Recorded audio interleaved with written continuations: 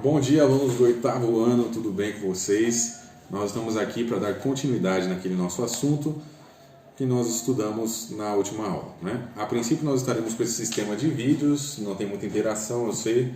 Quem sabe o sistema aí do eClass abra uma funcionalidade para chat, a gente faz uma coisa mais ao vivo, mas por enquanto a gente está aqui nas videoaulas, tá bem? Abram na página 40, nós vamos ficar somente nesse quadrinho aqui, ó. Última semente. Antes da gente falar disso, só recapitulando então, o povo de Israel era o povo escolhido de Deus para realizar a missão dele aqui na terra.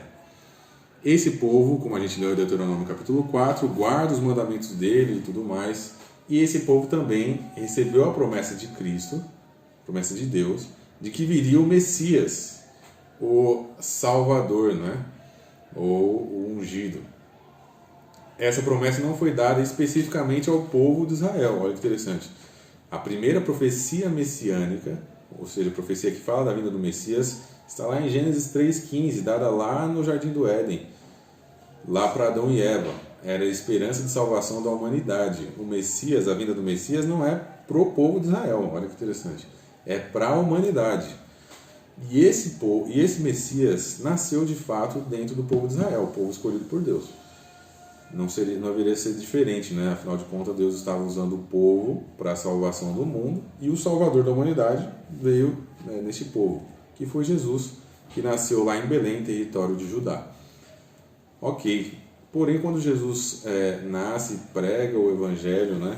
Vive, o Evangelho e morre, se sacrifica na cruz, ressuscita e ascende aos céus, Cristo, então, a partir de Cristo, a seleção do povo de Deus, ela agora se expande, né? Todos aqueles que aceitam a Cristo se tornam o povo escolhido de Deus, não o povo mais amado de Deus, o povo escolhido, agora para pregar o Evangelho. Lembre-se que a gente falou de força centrípeta e centrífuga, agora a salvação que Deus quer dar aos seres humanos vai agir de modo centrífugo e vai se expandir para o mundo. Agora a pregação do Evangelho e não a atração das nações para uma nação, porque agora esse conceito é mudado. O povo escolhido de Deus não é mais uma nação, uma etnia. Interessante, não é mais uma etnia. Agora é chamada da igreja, o corpo de Cristo. A igreja, e quem é a igreja? É um prédio? Não, são todos aqueles que aceitam o Evangelho através de Cristo, aceitam a salvação através de Cristo.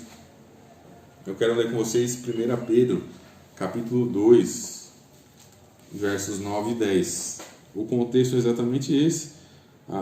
Se você tem um subtítulo aí na sua Bíblia, o meu diz assim, os crentes são a casa espiritual edificada em Cristo. Então, quem é a igreja? Aqueles que estão em Cristo, né? E aqui vai ter uma missão para esse povo.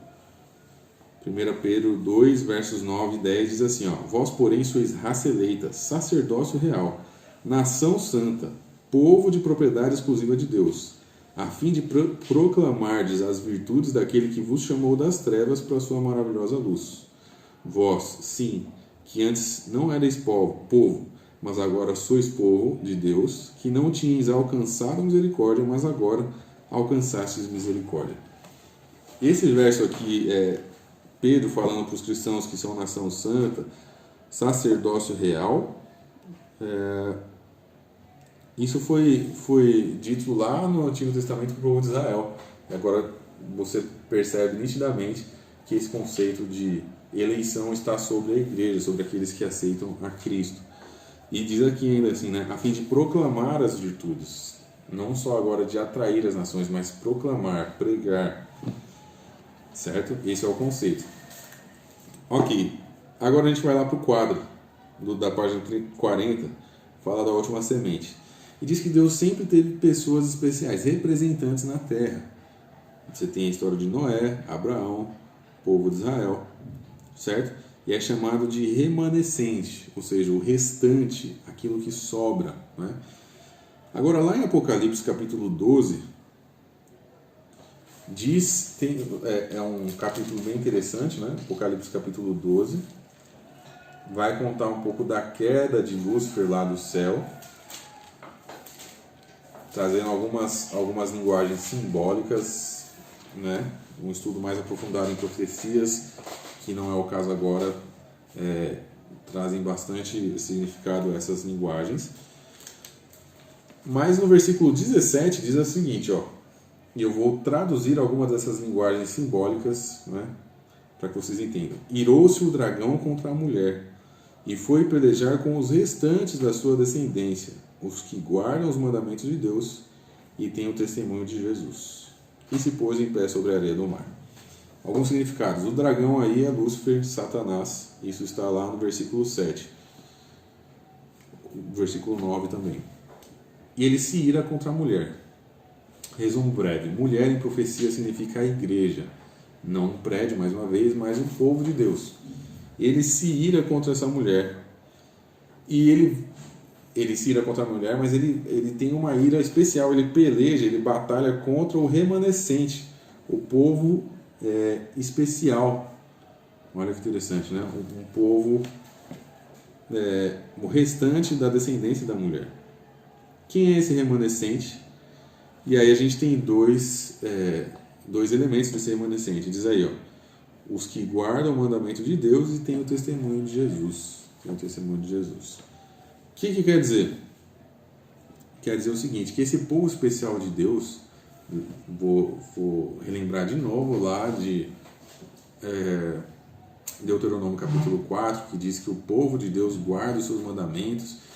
Mesma coisa é esse povo remanescente aqui, pelo qual Satanás, o inimigo, se ira de maneira especial. É o povo que guarda todos os mandamentos de Deus, todos os seus estatutos. Não é? Que interessante. E proclama esses estatutos, né? Juntando com o conceito lá de igreja, de proclamar as verdades de Deus. Esse povo remanescente, ele guarda os mandamentos de Deus, como tem que ser, e prega também essa mensagem completa às pessoas. Interessante, né? Que diz o seguinte, há muitas comunidades de fé que ensinam um ou outro aspecto do plano de Deus, mas só o remanescente apresenta todos os aspectos ao mesmo tempo. Muito interessante isso daí, né?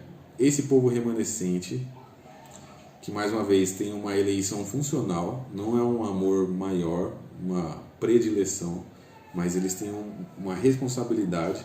Eles guardam os mandamentos de Deus completos e pregam, né? E eles apresentam esses mandamentos de maneira simultânea. O que isso quer dizer? Que existem povos que guardam aspectos e religiões, né, que guardam 30, 40, 60, 70% dos aspectos da lei de Deus, mas esse povo remanescente guarda todos os aspectos.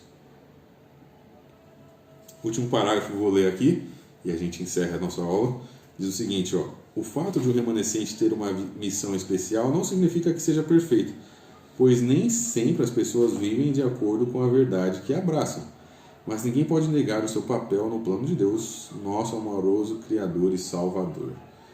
Ou seja, né, essa questão, lembra que eu falei na outra aula, essa questão de remanescente é recorrente na Bíblia, recorrente na história da humanidade. Deus sempre tem um povo que, como aquele exemplo lá do empresário que escolhe um dos filhos, não é um povo preferido, não é um grupo preferido, mas é um grupo que ele escolhe para realizar uma tarefa, né, especial. E essa tarefa tem a ver com o amor que ele sente por igual por todos os povos. A diferença é que esse povo escolhido vai revelar a Deus para as outras pessoas, ou melhorar esse entendimento de Deus para as outras pessoas. Tá bem? Esse é o conceito de remanescente. Que Deus abençoe vocês. Para a próxima aula, eu deixei um vídeo que vocês vão assistir sobre a história do povo judeu, tá bem? E, claro, né, tem uns exercícios aí do livro para fazer, tá bom? Deus abençoe vocês, nós nos vemos na próxima semana.